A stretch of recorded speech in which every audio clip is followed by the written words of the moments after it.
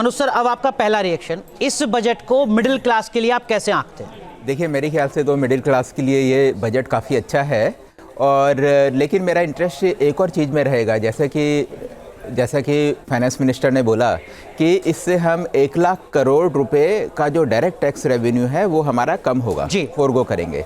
अब मेरा इंटरेस्ट इसमें है कि क्या हमारा टैक्स बेस बढ़ेगा।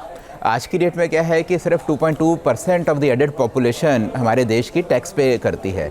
क्या इससे हमारा टैक्स बेस बढ़ेगा? मेरे को उसमें डाउट है। दूसरी चीज़ जो सबसे बड़ी जो इंटरेस्टिंग जो चीज़ थी कि इस बजट में ऐसा क्या होगा जिससे जॉब अपॉर्चुनिटीज़ बढ़ें, जिससे एम्प्लॉयमेंट बढ़े और नई इंडस्ट्रीज आई। जी, मेरे को लगता है कि ये अभी हमें देखना बाकी होगा। जो उन्होंने अनाउंस करे हैं, कई सारे कमीशंस जैसे बनाए हैं जी, और बोला है कि रेगुलेशंस कम होंगे, तो मेरे को लगता है कि उसके कारण हो सकता है कि इंडिया में जो डोमेस्टिक इन्वेस्टमेंट है वो अच्छा हो।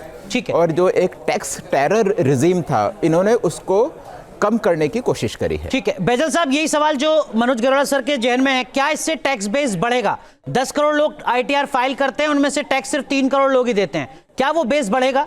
सर, ये बिल्कुल बढ़ेगा, क्योंकि ये अगर आप इकोनॉमिक्स को भी स्टडी करेंगे तो उसके अंदर क्लियरली होता है, जैसे ही आप टैक्स रेट गिराते हैं अपने आप टैक्स फाइलिंग अपने आप बढ़ती है। तो हम आगे जरूर देखेंगे कि टैक्स फाइलिंग बहुत बढ़ेगी। नहीं, टैक्स फाइलिंग होगी या टैक्स मिलेगा भी? मतलब सरकार को कमाई भी होगी या वो 1 लाख करोड़ का जो बोझ है वो बना रहेगा? बिल्कुल होगी, क्योंकि बहुत सारे लोग तो टैक्स पे ही कर ही नहीं रहते। अब ये एग्जेम्पशन तो मिलेगी, लेकिन जो लोग छुपे हुए थे और जो नहीं कर रहे थे वो आके बाहर टैक्स रिटर्न्स फाइल करेंगे और टैक्स भी पे करेंगे। ठीक है।